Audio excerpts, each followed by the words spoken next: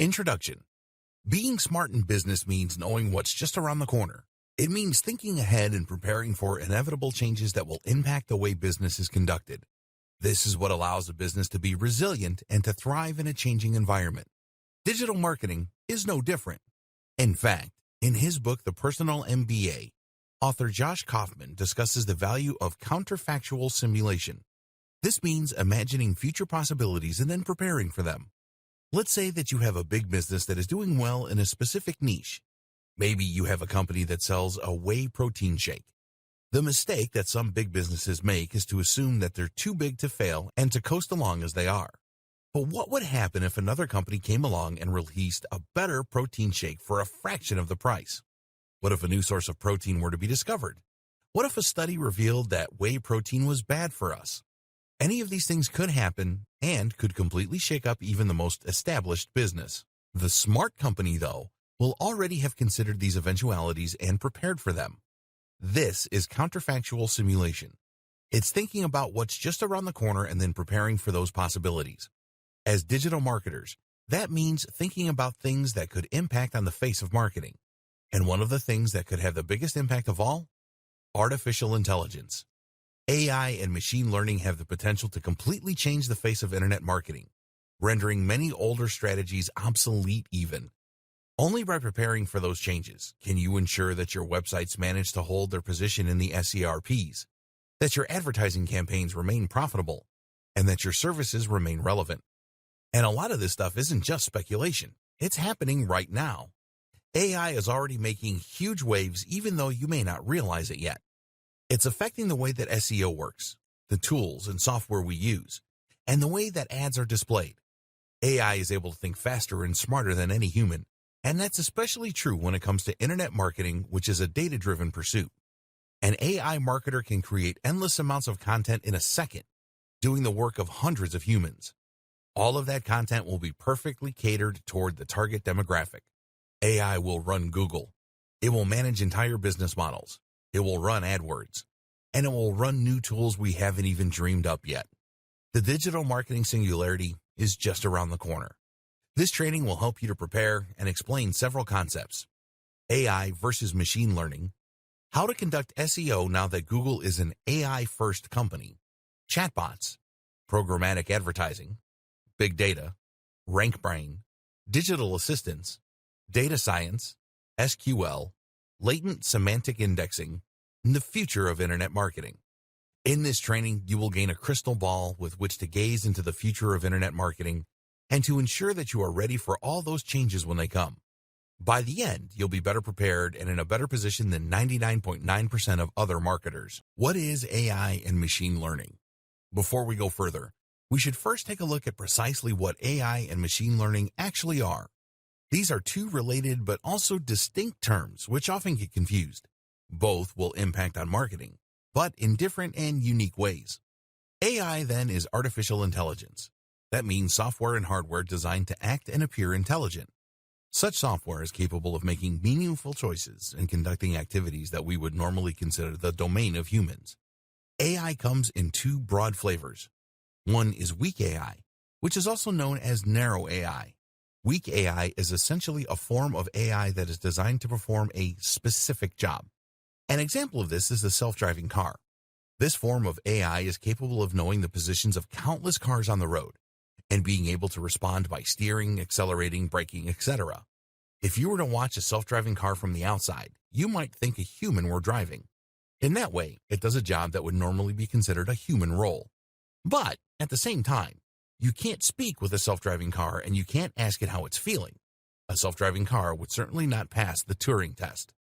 Note, the Turing test is a test designed to measure the effectiveness of an AI. If you talk to an AI on a chat app and you don't know that it isn't human, then it is considered to have passed the Turing test. Another example of weak AI is used when creating bad guys in computer games. These use programming in order to behave in a human-like manner and to provide a challenge for the player. However, the code is only useful in the context of the video game, and so it's not about to turn into Skynet anytime soon. Weak AI might not sound as exciting, but it is being used for a huge range of extremely exciting things, from helping to treat disease to improving the economy. Conversely, the type of AI that we often see in science fiction is what we know as general AI. This is AI that doesn't just have one purpose, but that is designed to do everything that a human might be able to do.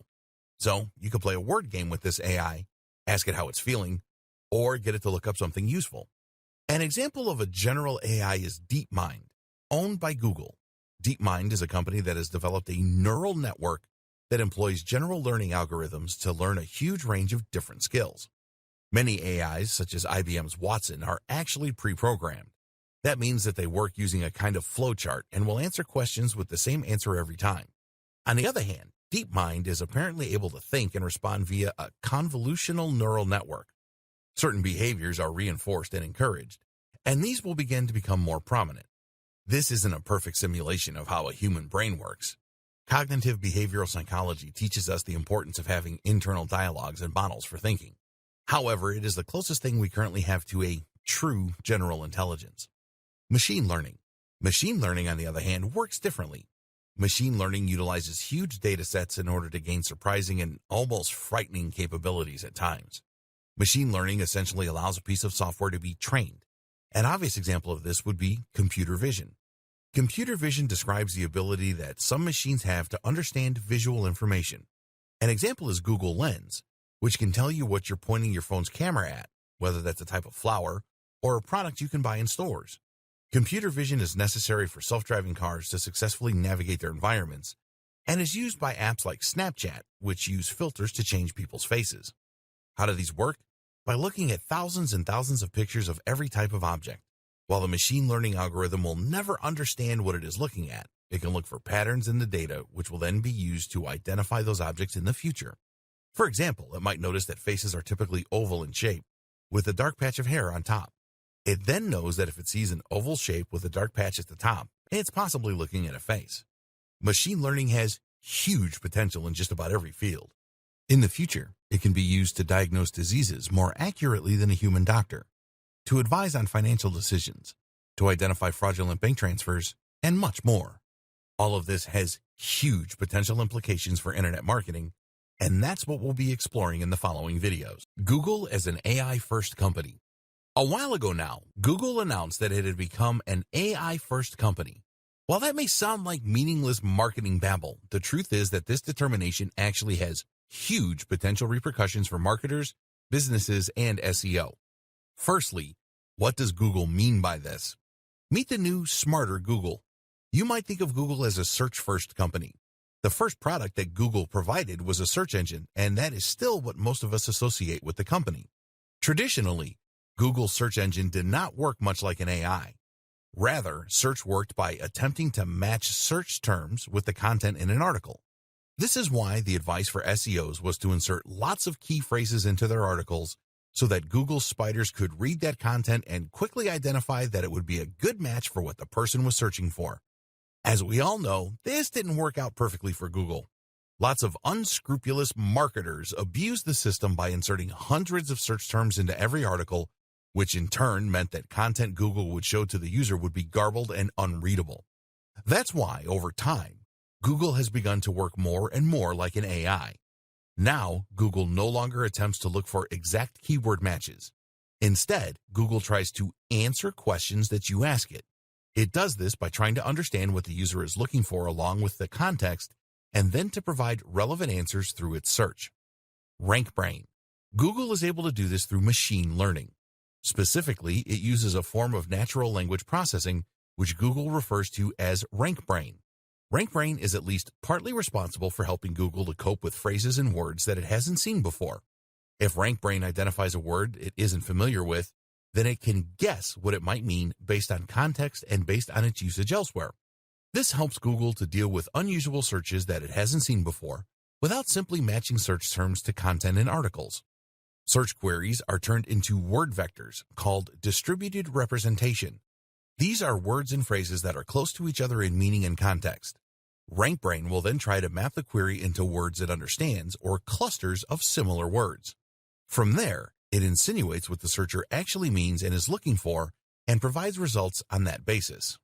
RankBrain also understands the relationships between words and the way that they work together. At one point, joining words such as the or and were ignored by Google. Now, Google understands the importance of these phrases and the way in which they impact on the intent of the user. Like all the best machine learning algorithms, RankBrain attempts to improve over time and adapt to users. It can see which results get clicked the most and thereby know when it is doing well and when it is getting things wrong. As such, it is able to improve search results for any given keyword quickly through algorithmic testing, which is helping to weed out low-quality content that attempts to game the system.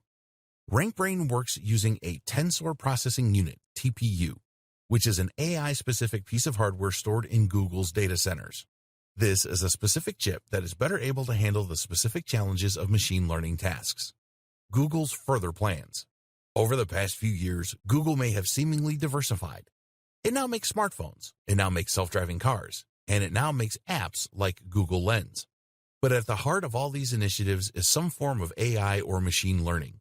Google Lens uses machine learning to identify objects in a scene and allow users to that way search the real world around them. Self-driving cars, of course, are highly reliant of various forms of AI. And the Google Pixel phones? Arguably, their main focus is putting Google Assistant in everyone's pockets. And this is the real clue as to what Google is up to. Google Assistant is an AI and virtual assistant that users can use to get weather reports, to book taxis, to play music, and much more. Google Assistant uses a combination of machine learning to detect human language, for example, and AI in order to provide useful results and speak in a natural manner. Google Assistant is closely integrated with Google Search. You can ask Google Assistant a question like, "Who started Iron Man?" and it will give you a natural answer. It does this by first using machine learning to turn your speech into a string, then by using Google Search in order to look up useful answers, which involves machine learning in the form of RankBrain, then by using narrow AI to extract the most useful answers from the best web pages, and then by using another form of narrow AI to provide the response in a natural-sounding manner, which is designed to appear like general AI. Much of this is carried out not on the device that you're speaking to, but on Google's TPU located in the cloud. What does all this mean for marketers? So what does all this mean for marketers? Simple. It means that Google wants to be able to understand your content and extract the most useful information. It no longer wants you to use rigid keywords, and it wants you to prepare for a more voice-driven form of search. Google is betting big on AI and machine learning. It believes that in the future, AI assistants will be huge, and it wants Google Assistant to be number one. It envisages a future where we spend less time staring at our devices and instead get the information we need by asking our phones or our Google Homes. We'll speak naturally to these devices, and they'll provide us with handy answers. Preparing for semantic search. Whether Google Assistant eventually becomes the ubiquitous tool that Google wants it to be or not, the fact remains that Google wants search to become increasingly more natural and human. It already has in many ways. That means that marketers and website owners need to make some changes to the way they do things. It's no longer enough to find a keyword and repeat it a whole lot. You now need to work as though you're speaking with an AI. And that means a couple of things. LSI, latent semantic indexing. Latent semantic indexing is one of the most important things to consider if you're interested in improving your SEO and getting to the top of Google. It's even more critical if you hope to be ready for Google's AI-driven future. Not only is it a powerful concept in itself, but it is also an important microcosm of the broader changes that we are seeing to SEO today. Search engine optimization is a big and very important part of digital marketing, and if you want to drive the maximum number of people to your website or blog, then it's absolutely essential that you have the search engines on board. In the past, SEO has largely relied on creating tons of content around a certain topic and repeatedly using a set number of keywords or key phrases in that content in order to help Google identify the subject and help the right visitors to find your pages. Unfortunately, a few people began to take advantage of this system and began keyword stuffing by using the same keywords over and over again to the point of distraction. Google had to get smarter, and so it did. Today, using the same keyword too much will get you into trouble. So what does Google do instead? It looks at context and the broader subject of the article. In other words, it looks for synonyms and related terms, and this also gives it the ability to better understand what your page is about. For instance, if you had written an article about decision trees, then in the past, Google could theoretically have gotten confused and brought your site up as a result when someone searched for trees. It may have thought you were talking about decisions about trees. Now, though, it can look for related terms like flowchart and thus help to more accurately match article to reader. LSI actually comes from mathematics and uses a technique called singular value decomposition. This means that it will scan unstructured data and look for the relationships between the words and concepts within. How to handle LSI. So, how do you make sure your site is LSI optimized? Short answer, you don't. While it is obviously tempting for SEO companies to now start offering their LSI optimized services, the truth is that you should have been doing this all along and without thinking about it. That's what the best web marketers like Andre Illison have always recommended, and it's what Matt Cutts advises as well. In short, writing naturally should mean that you are including synonyms and related topics. Otherwise, your writing is going to sound pretty repetitive. The moral is what it's always been: stop double guessing and just write for the reader. This is something we'll come back to again and again with regards to preparing for a smarter Google. But there are also some other tips you can keep in mind if you want to ensure that Google knows what you're talking about. First, make sure that you use more than one search phrase. It's a good idea for a whole host of reasons to use a combination of different search terms rather than targeting just a single one. Seeing as Google will often show results that don't use the exact key phrase the person searched for, it makes sense to try and include a few popular iterations of the same term. Likewise, you should make sure to use good and varied vocabulary around the topic. This helps to better demonstrate the context and the subject matter of your article. Rather than filling an article with random synonyms, think instead about words that would often occur alongside the topic you're working with, such as our earlier example of flowcharts. This is called co-occurrence, and it's the kind of thing that machine learning algorithms love. Structured data. The other big concept that SEOs need to consider in order to be ready for the AI Google of the future is schema markups, also known as structured data, also known as rich data.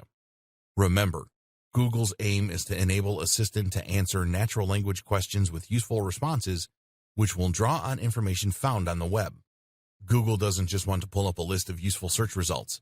It wants to be able to answer questions. So if someone asks how to make bolognese, it will simply read out the ingredients.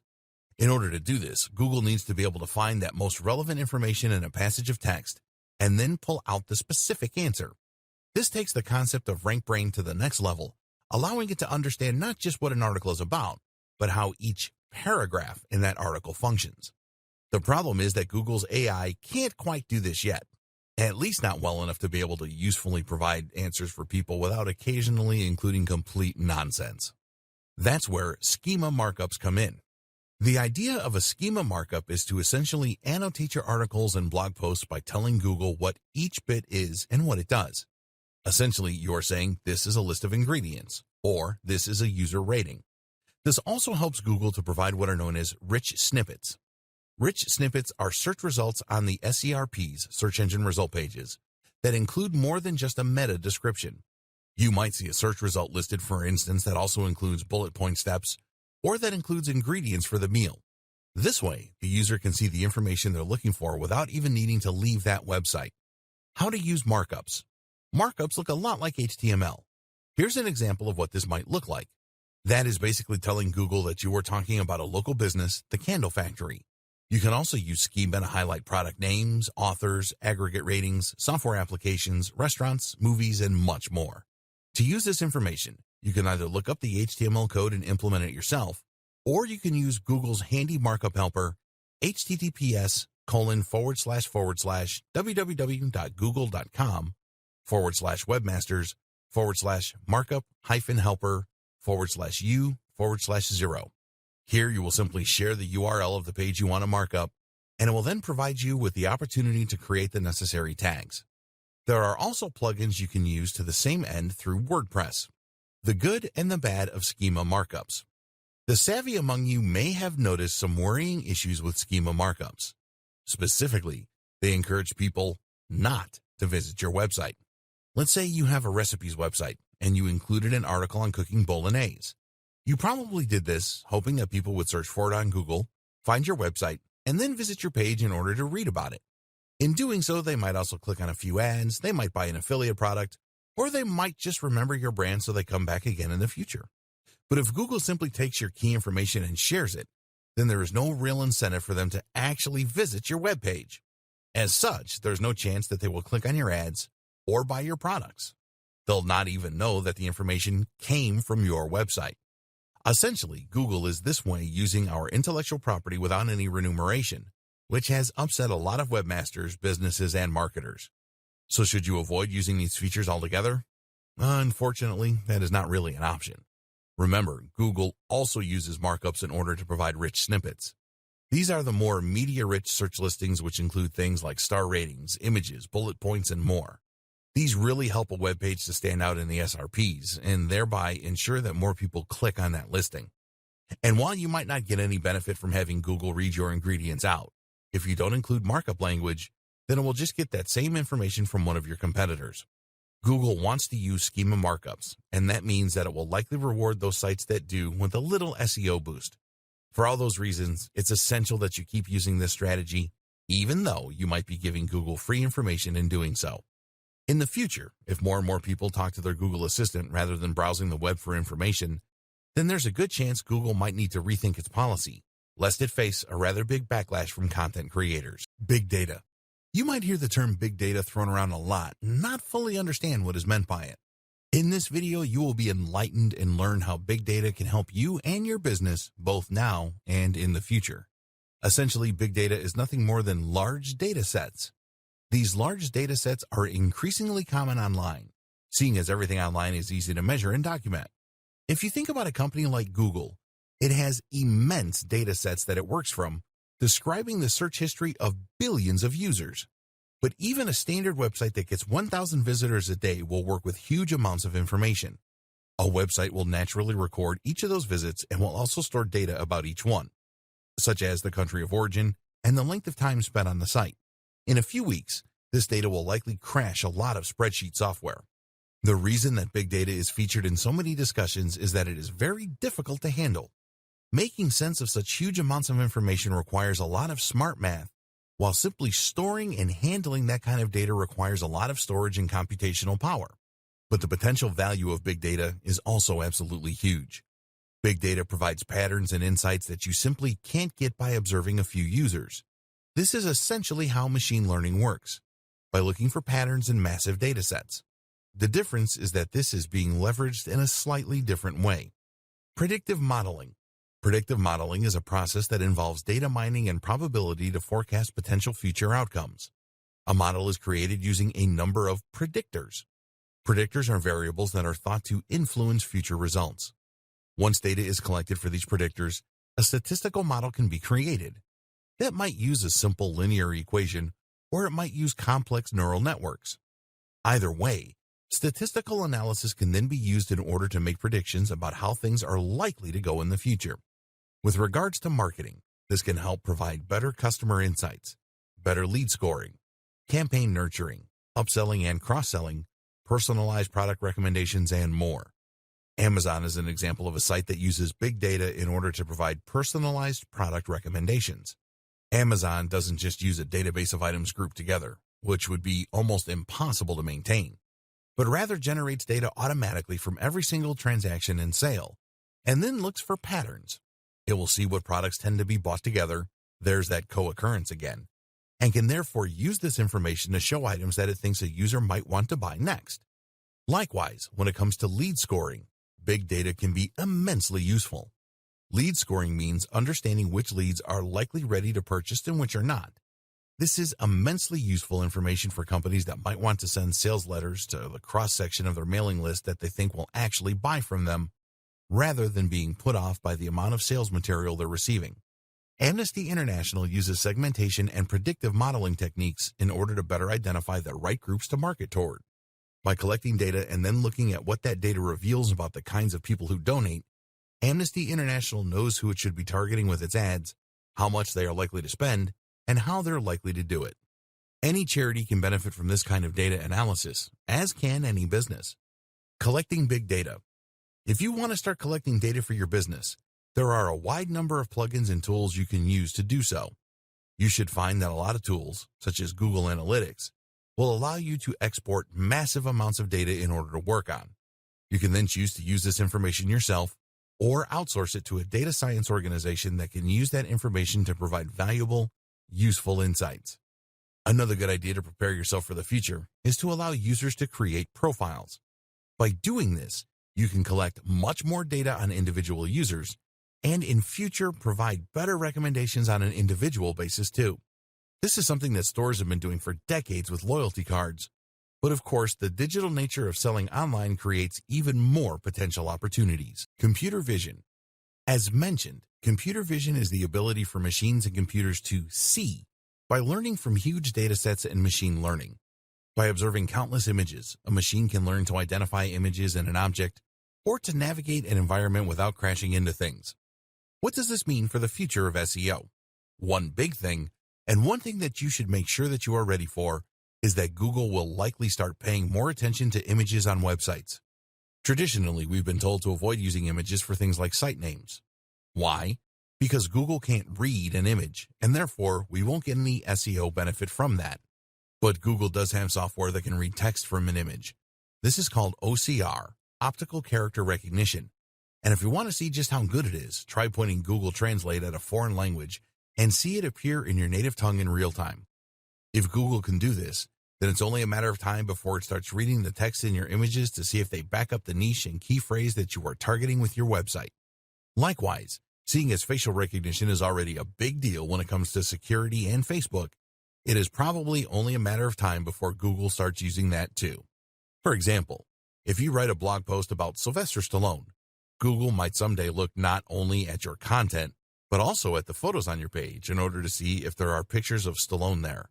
Google Images might one day not be reliant on surrounding text at all, but might instead base its results purely on what it sees in the image and whether this lines up with what you're searching for. Issues like image quality are also likely to play a big role in the future. Google might opt not to recommend your webpage if it thinks the imagery on there is poorly chosen and out of place. So what can you do to prepare? For now, the closest thing to communicating with Google via images is the use of markup language and/or file names and alt tags. Using alt tags to describe images can help Google to know what they represent and therefore to better decide if your site is relevant for a particular user. Meanwhile, make sure that all the imagery you are using is relevant and high quality. Advertising. At its core, machine learning is about evolving. It's about getting more and more data to the point that it can make more accurate assertions. While face detection in images might start out poor, the system evolves and learns to the point where it becomes more accurate than a human. Imagine if you could turn that power to advertising. Imagine if you could show precisely right advertisements to precisely the right people at precisely the right times.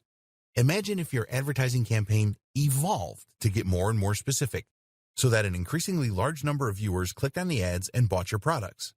The longer the campaign ran, the more your profits would increase and the less you'd spend on ineffectual ads. That is precisely how programmatic advertising works, and you can start using it right now. What is programmatic advertising? Programmatic advertising campaigns allow marketers to buy native ads on a variety of publisher sites while using smart algorithms to ensure that they are targeting the right viewers at the right times, all while remaining within budget, thanks to a bidding system that allows them to compete for impressions with other advertisers. In short, these campaigns give the precision and quality of native advertising, like banner ads, while at the same time allowing for the control, adaptability, and precision that you would get with a PPC campaign. The net result is ads appearing on the sites of carefully selected publishers, but only when and if they are likely to yield the best results. Programmatic advertising uses a complex algorithm in order to identify your business's ideal customer and then to figure out where they are likely to appear on the web. It will then show the ads in those places and then utilize a learning algorithm. Instead of going from one publisher to another discussing rates, you allow a bot to do all the work for you. More importantly, though, this means that you won't waste money on an ad slot that no one looks at. Your ads will be chosen and honed by a smart algorithm, and the result will be that they get higher CTRs from the right targeted customers. RTB. This is how programmatic buying is different from other PPC or just buying a banner ad on your favorite news site. Giving you further control, meanwhile, is the option to use RTB or real-time bidding. What RTB essentially means is that you are automatically entering into a bidding war each time a page loads based on your predefined budget. These bidding wars allow your ads to compete with other advertisers around a large selection of different websites that all cater to the specific demographics and context that you have chosen. In other words, You will define that you want to target sports sites catering to an audience of males in their 20s to 40s, and from there, your ads will appear across a selection of those websites, which you can still curate in some cases if you wish, based on the outcome of each little bid. This allows you to target your audience across a range of different sites and to avoid paying too much to do so. On the other hand, direct buying is essentially a bulk order of impressions from a specific website or websites, such as ESPN. You can still filter your impressions by a range of factors, such as location or browser, but essentially you will be targeting a specific site and securing a place on that precise spot. Direct buying is effectively a little more like advertising with a banner ad, while RTB is a little closer to the PPC model. Here you bid for spots across a range of websites, while still having a little more control. Deciding what will work best for you will depend on a number of factors. For instance, your budget is going to come into play, as direct buying tends to be more expensive because lower CPIs won't have as many opportunities to appear. It's also worth considering that RTB gives you more flexibility, more data, and more control. You can identify which sites are working best for you, at which times, and for which viewers, and then you can further tailor your approach accordingly. On the other hand, though, if you bid too low using RTB, then you risk your ads not appearing at all. This is in direct contrast to direct buys, which essentially guarantee you your ad spot and that you will eventually be certain to get that number of impressions. This is useful for a company with more concrete goals and a fixed timescale. Likewise, with direct buying, you will be able to more tightly control where your advertising appears and forge a closer relationship between your brand and that of the publisher. So different approaches will work for different marketers and for different purposes. Your job is to decide which works best for you, and the best way to do that may be to dip your toe in and try them out for yourself.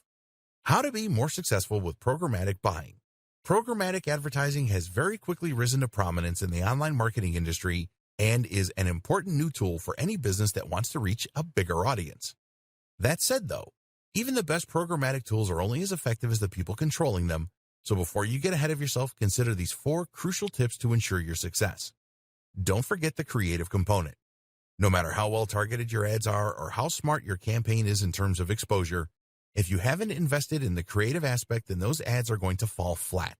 Design your ads well and test to see which designs work best.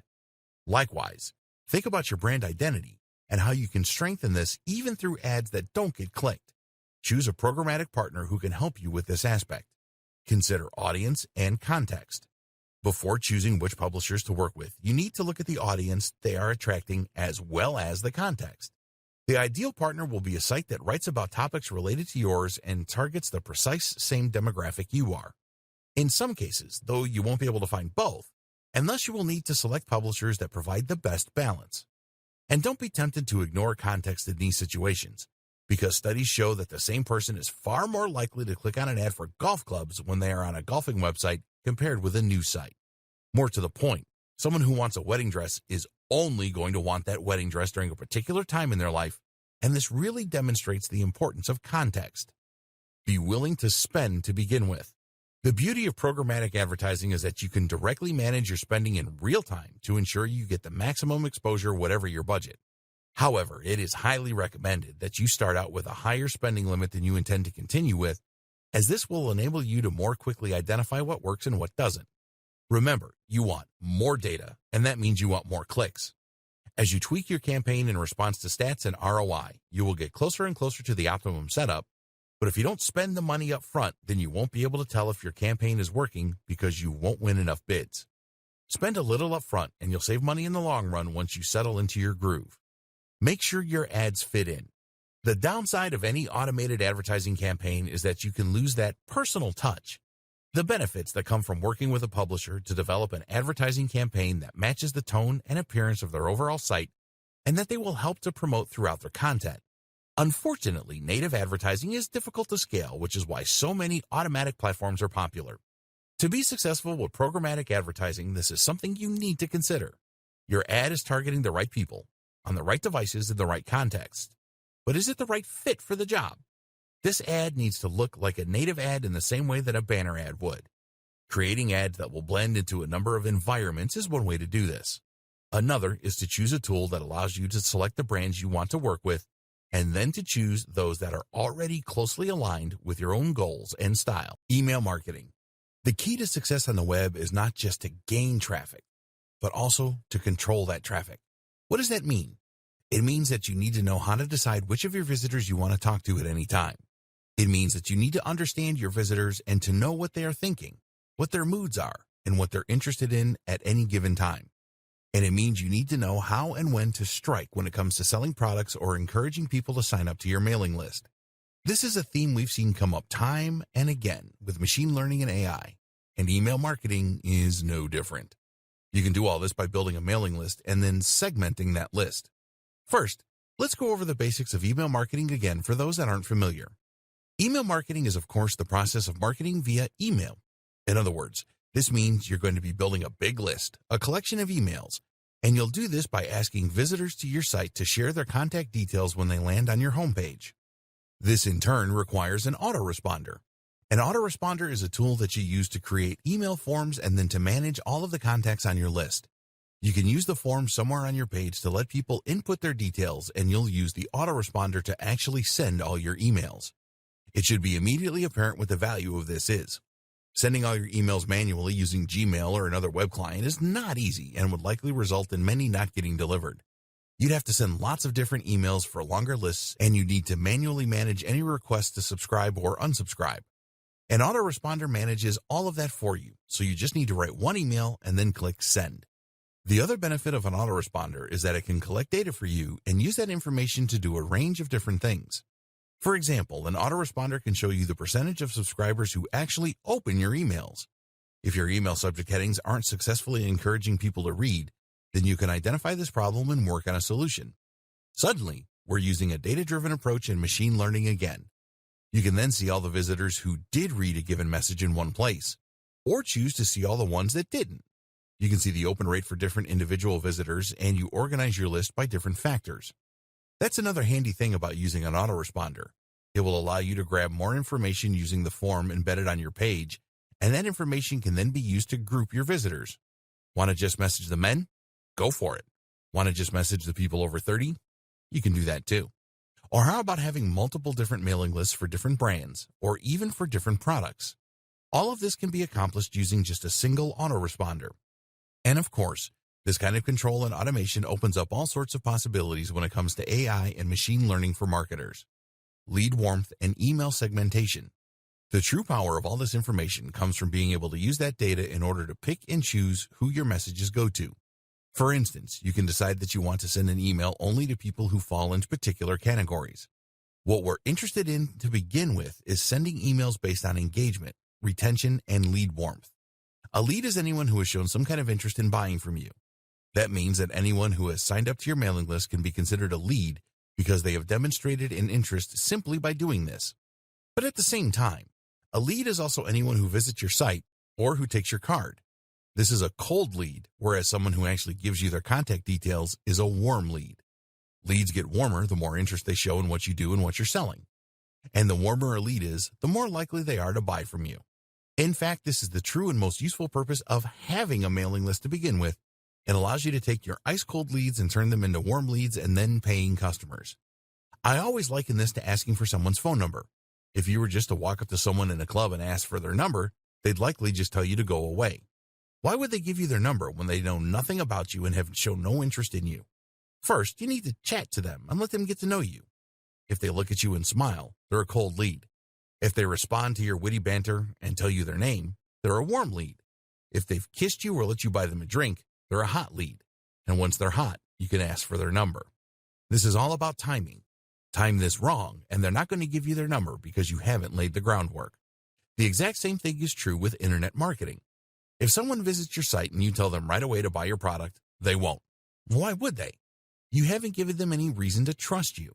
You haven't told them anything about you. They don't know much about the product. Ask them to hand over their email after a few blog posts, though, and you can gently start to increase engagement. This is then when you wow them with all your information and all your knowledge. You entertain them a little, and you let them get to know you. If they don't open your emails, that's the equivalent of giving you the cold shoulder. That's like the girl or guy in the club that isn't laughing at your jokes and keeps looking away. If you try and sell to them now, you become spam, and you get deleted. And they never return to your website. But if they open your emails, you know you're in with a shot. That means you can then send them some more information about your products and get them excited for your product launch. If during that they still keep opening your emails, then you know you've got an even better chance of success. If you now try and sell to them, there's a much better chance they'll buy from you. Using email segmentation, you can do exactly that. You can see which of your visitors are actually opening your emails, are actually clicking your links, and are scrolling down to the bottom. In fact, using cookies, it is even possible to see which of those visitors has been to your website and looked at your products. You can see who has hovered on your products and been tempted to click buy. Email segmentation combined with machine learning. If you have been paying close attention, then you might already have figured out where this is going. Remember when we discussed big data? We said that you could use predictive analytics in order to better rate leads. This is where things could get really interesting for the autoresponders of the future. Imagine if your autoresponder not only segmented your audience and looked at the open rates and engagement, but if it could look for trends across huge data sets. In other words, what if your autoresponder recorded every single person who bought from you and assessed what actions they usually took first? This would allow that machine learning algorithm to better spot when a user is behaving like someone ready to buy and to send them a message tailored to encourage that purchase. This could be combined with smart recommendations in order to improve their likelihood of buying even more. This is already being used by some big brands, so it's only a matter of time until more of us get access to this same amount of precision. Tips marketers can follow now. For any of that to work, you also need to make sure that people are signing up to your mailing list in the first place. Again, this will help us to prepare for the AI-powered future. There are a few ways you can encourage this. Firstly, make sure that you show your mailing list wherever you can. At the very least, that should mean that your mailing list is shown at the bottom of your post.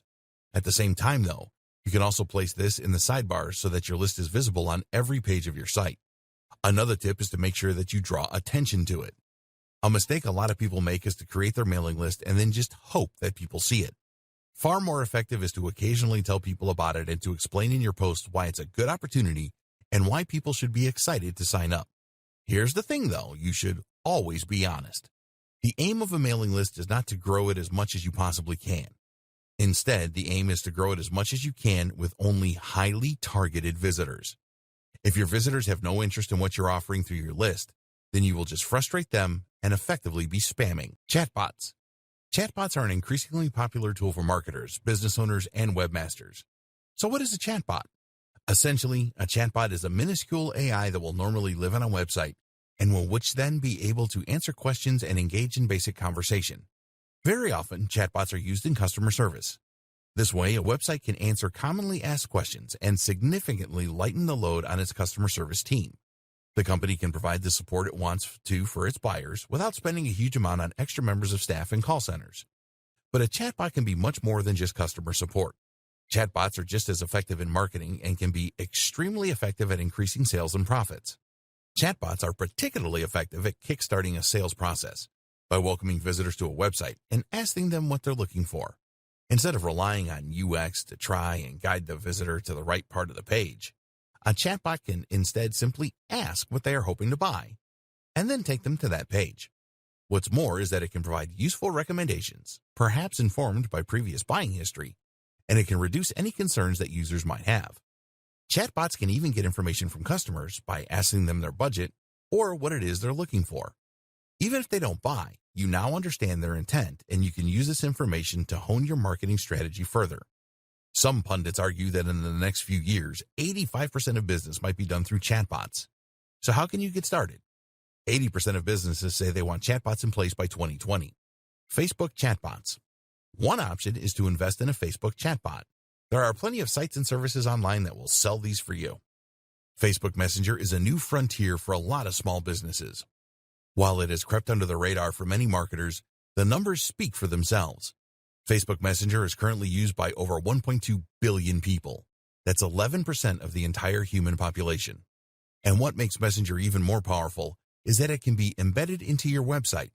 Over 20 million pages use messaging, and that number is growing. This provides a very simple and easy way to communicate with your visitors, to answer their queries, and to help convert traffic into sales.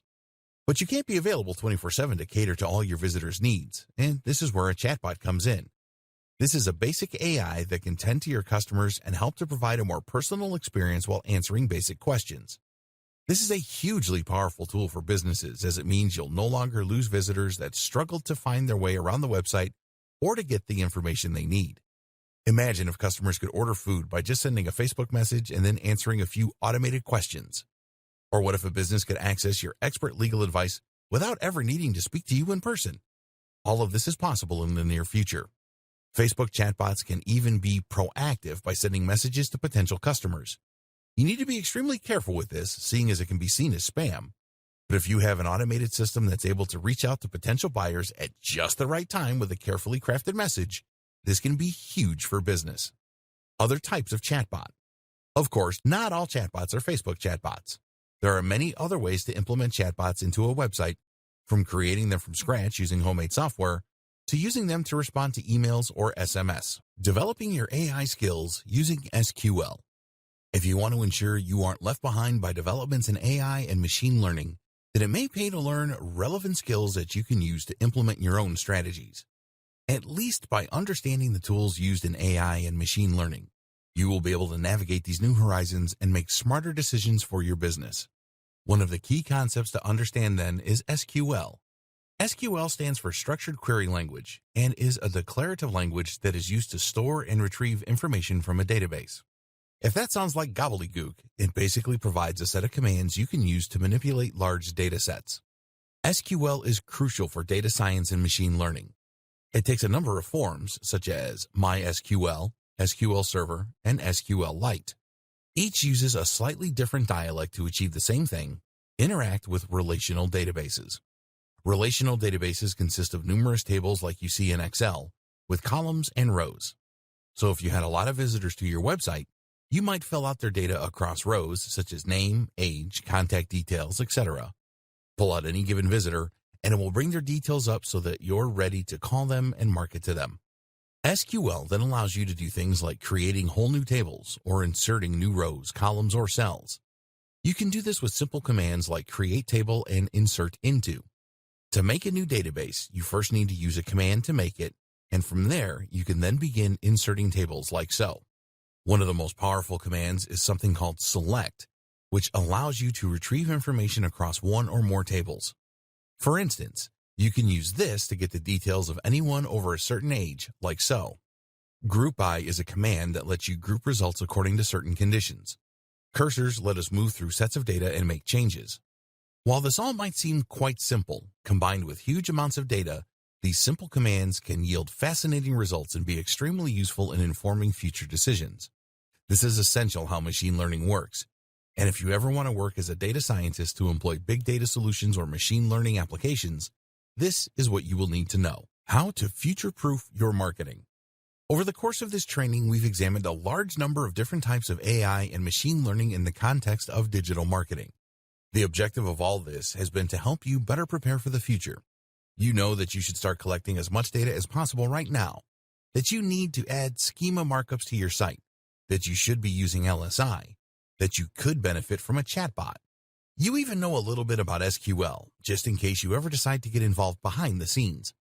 But in all likelihood, all of this is going to change a lot more before it enters the scene, and we can't really anticipate just how its impact will be felt. There are huge waves making their way through internet marketing, and the power of AI can't really be understated. Imagine, for instance, what will happen once AI that can write high-quality content becomes commonplace and commercially available. This technology already exists. AI that can write nearly as well as a human. But when it is allowed to cut loose on the web, it could potentially flood the internet with new enough content to double or triple its size in a matter of days. How will we know what's written by a human and what's not? What about when AI can create realistic-looking images? We've already seen the power of deep fakes. How will we know what's real and what's not? We can't really prepare for these scenarios because we don't know how they will play out. So for now, it is best to focus on what we do know. And in particular, as a marketer, that means focusing on Google's move to natural language processing and more human-like interactions. It also means that Google is going to keep getting smarter. Google used to look for keyword matches, but now it actually understands the meaning of a website and can use many more metrics in order to understand whether it is high or low quality and whether it is delivering on what it claims to do. In fact, Google likely has the potential to become the most powerful AI on the planet owing to the huge amount of information it has access to and the huge resources that the company pour into it. This makes it increasingly difficult to game the system or to try and trick Google. The best thing we can do then, make the best quality content we can. As Google becomes more and more human, writing for Google and writing for the reader will mean essentially the same thing. It's time we started focusing on great quality content and on providing real value. The key thing to remember is that Google serves its customers first and foremost. Who are its customers? The users who use it to find information and entertainment. Google wants people to keep using its search, and as such, it needs to make sure it consistently brings up only the most relevant and interesting information. As long as you are concerned with creating great quality content for your readers, then your goals and Google's will be aligned. Thus, each time it gets a little bit smarter, that will work to your favor instead of being something you need to worry about. As Google gets smarter, it will find more ways of identifying the best quality content. And so, if you're focused on delivering that, Google will find more ways of connecting you with your audience. Combine this with more data collection and a generally more data-driven approach to marketing, and you'll be ready for the future of the industry.